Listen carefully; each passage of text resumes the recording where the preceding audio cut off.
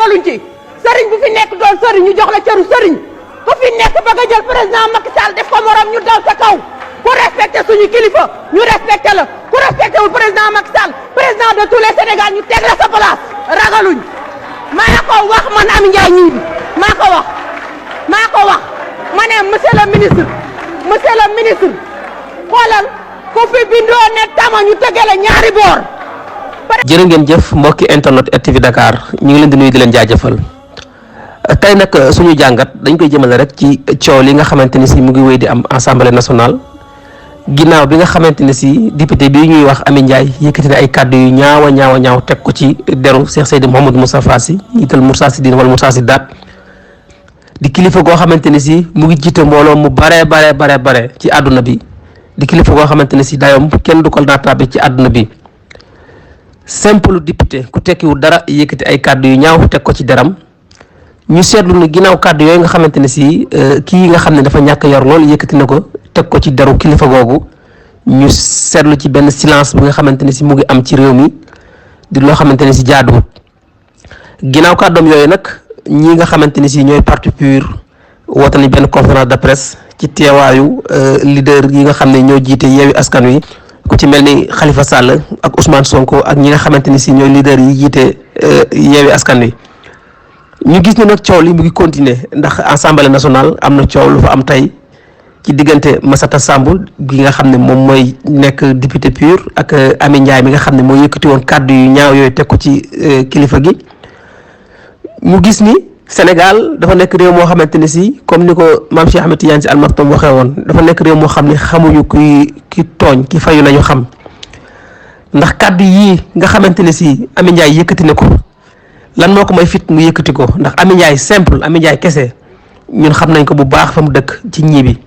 amul fitu sax yëkkati kàddu jëmale ko ci koo xam ne njabootu Serigne Moustapha Sy la sax waxuma la ak yëkkati ko teg ko ci kaw Serigne Moustapha Sy kon am na lu xew ñu gis ni am na loo xamante ni si ñu ngi koy recherché parce que depuis boobu ba léegi gis nañu comportement am ci assemblée bi heure bu ñëwee day confirmer li mu waxoon di dëggal li mu waxoon taxaw ni moo tay ci li mu waxoon di ci dellu ginnaaw nga xam ne am na lu muy cherché ñu gis ni nag tey coow li nga xamante ni am na assemblée gis nañ ni ay yenn nit ñu ngi commencé titre ñu ngi commencé di def ay amalgame di wax ni jigéen kenn du ko dóor te ñooñu nga xam ne ñooy wax loolu ñu ci ëpp bi ñu gisee ndaw si yëkkati kàddu yi ñaaw yi teg ko ci deru kilifa gi nga xam ni xam nañ ni Sénégal nu mu mel ku nekk am na loo gëm ku nekk sa gëm-gëm yaa ngi am foo ko làq te it nekk Moustarchidine nekk ñu dal ndax lii am na kilifa yu ñu ko doon wax ba tey Sénégal mu ngi tàkk dëkk bi jaxasoo na ndax ñoom am nañu dal génn nañ def seen conférence de presse wax li nga xamante ne si moo leen naqari ñu gis ni boobu ba léegi loolu fajut dara kilifa yi ci war a wax waxuñ ci mbir mi ngi continuer assemblée ñi nga xam ne nag ñu ngi toog ni pat def silence ci coow lii benn ñu ni suñu yoon nekku ci wala xëy na yéene nañu wax ju ñaaw ji ñu yëkkati ko yéeg teg ko ci kilifa gi ñu xam ni seen part mu ngi ñëw ndax buñ fi tuddee genn kilifa ñi ci des toog defe ni ñoom mucc nañ ci ëllëg mën nañ tudd beneen kilifa te it bu boobaa it mën na jur leneen ak leneen moo tax coow lu mel ni ñu nga xam ni war nañ cee wax ci mu fay day farata ndax Serigne Moustapha du n'importe qui ci réew mi Serigne Moustapha Sy du n'importe qui ci réew mi Serigne Moustapha Sy am na benn dayoo boo xamante ne si ci réew mi ak benn poids boo xamante ne si képp koo xamante ne si yaa ngi ci bokk ci assemblée bi di wax lu ñaaw jëmale ko ci moom war nañ la wax nga arrêté ndax loolu mën na bloqué liggéey bu bare te loolu gënalul kenn te lii nag nekk loo xamante ne si dañ ko war a arrêté ndax mu ngi jur benn ampleur mu ngi jëm foo xamante ne si bu fa àggee du neex kenn te kàddu yii nga xamante ne si ndaw su xamadi si yëkkati na ko teg ko ci kaw Serigne Moustapha Sy bu ñu ko yëkkati woon ci beneen kilifa diine goo xamante ne si ak njabootam amuñ dal wala amuñu xàmmee ba tey réew mi mu ngi ci fitna te fitna kenn ñaanu ko yàlla kenn bëggut ko te nag ci kàddoom ñu dégg mu ni ki nga xam ne moom lay défendre di Macky Sall moom jaral na ko bakkanam lépp jaral na ko mbokk yi ma laaj leen ki nga xamante ne si tey da nga yaakaar ci moom nguur